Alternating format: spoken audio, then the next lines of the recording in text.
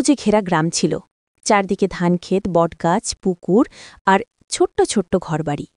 সেই গ্রামে বাস করত এক পরিশ্রমী গরু। নাম তার গৌরী। গৌরী ছিল গ্রামের সবার প্রিয়, কারণ সে প্রতিদিন সকালে মাঠে হাল টানত, কৃষককে সাহায্য করত আর বিকেলে ফিরে এসে ছোট্ট ছেলে মেয়েদের সঙ্গে খেলত। গৌরীর মন ছিল খুব শান্ত, সে কাউকে কোনোদিন কষ্ট দিত না। কিন্তু ঠিক তার পাশের জঙ্গলে থাকত এক দুষ্টু বাঘ। নাম বাঘা। বাঘা ছিল চতুর, অলস আর চালাক।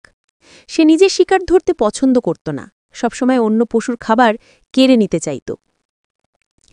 একদিন বিকেলে বাঘার চোখে পড়ল গৌরী মাঠে ঘাস খাচ্ছে।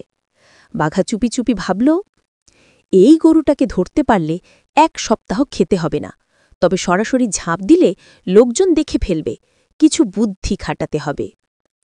বাঘা তখন চুপি চুপি গ্রামে ঢুকল।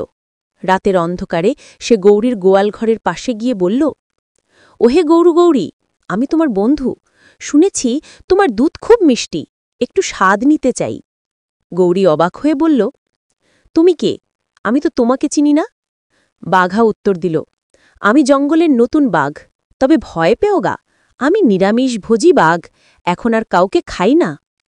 গৌরী একটু ভেবে বলল, ঠিক আছে, কিন্তু তোমাকে আমি বিশ্বাস করতে পারবো কিভাবে? বাঘা মিষ্টি গলায় বলল, আমি প্রমাণ দেব। কাল সকালে আমি মাঠে তোমাকে সাহায্য করব। পরদিন সকালে সত্যিই বাঘা মাঠে এলো।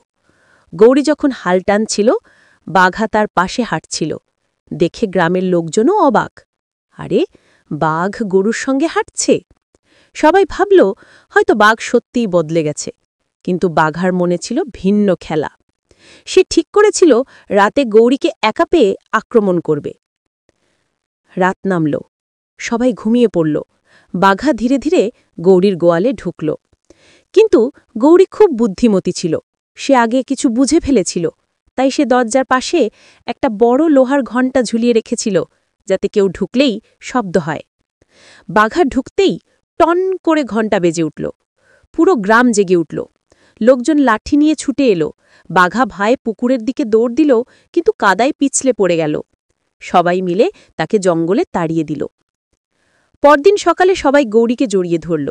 তুই শুধু শক্তিশালী নয়, বুদ্ধিমানও। গৌরী হেসে বলল, শুধু শক্তি নয়, বুদ্ধি থাকলে দুষ্টুদের হারানো যায়। তারপর থেকে বাঘা আর কখনো গ্রামে আসেনি। গৌরী সুখে শান্তিতে দিন কাটাতে লাগল।